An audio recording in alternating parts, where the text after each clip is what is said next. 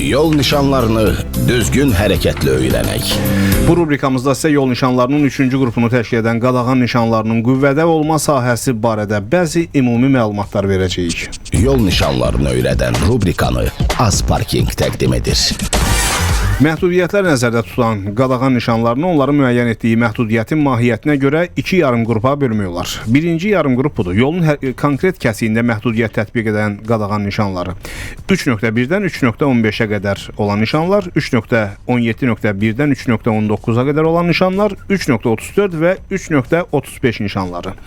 İkinci yarım qrup müəyyən yol sahəsində məhdudiyyət tətbiq edən, yəni qüvvəsi müəyyən məsafəyə uzanaraq şamil olunan qadağan nişanları. 3.16, 3.20, 3.22, 3.24, 3.26-dan 3.30-a qədər nişanlar, 3.32 və 3.33 nişanları.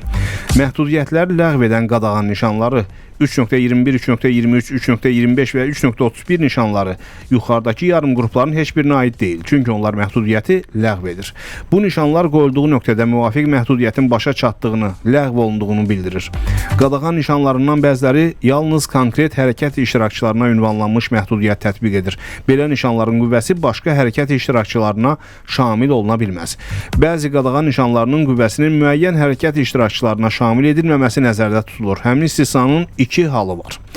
Birinci hal 3.2 3.8-ə qədər olan nişanların qüvvəsi bu nişanlarla işarələnmiş sahədə, küçədə, prospektdə yerləşən müəssisələrə xidmət edən, habelə bu sahədə yaşayan və ya işləyən vətəndaşlara xidmət edən və yaxud məxsus olan nəqliyyat vasitələrinə şamil edilmir.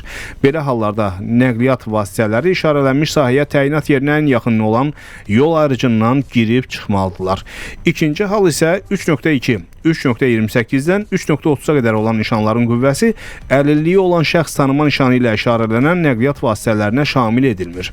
Məhdudiyyət tətbiq edən qadağan nişanlarının qüvvədə olma sahəsi barədə müddəalar Yol Hərəkatı haqqında qanunun 64-cü maddəsinin 6-cı hissədən 9-cu hissəsinə qədər olan yerlərdə verilir. Qadağan nişanlarının hər birinin mənasını növbəti rubrikalarımızda izah edəcəyik.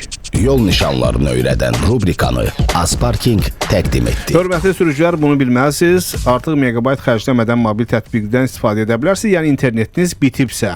Bu rejimdə istifadəçilər internet paketi bitəndən sonra belə ən yaxın parklanma məntəqələrini görə bilir. Parklanma müddətini başlatmaq, sonlandırmaq mümkündür. Əvvəlcədən əlavə edilmiş kartlarla ödəniş etmək olar. Yeni avtomobil əlavə etmək, fərdi parklanma talonu üçün müraciət etmək olar. Və əgər mobil nömrəniz bir tərəfli bağlıdırsa bu funksiya işləməyəcək. Həmçinin smartfonunuzda mobil data funksiyasını gərək söndürməyəsiniz.